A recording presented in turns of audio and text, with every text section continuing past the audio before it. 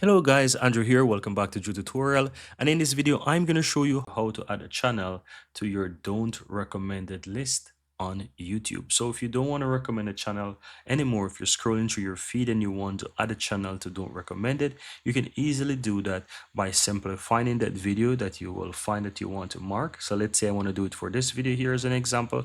Click the three dots here and choose don't recommend channel. And that's it. You can go ahead and continue, and this channel will not be recommended to you on YouTube.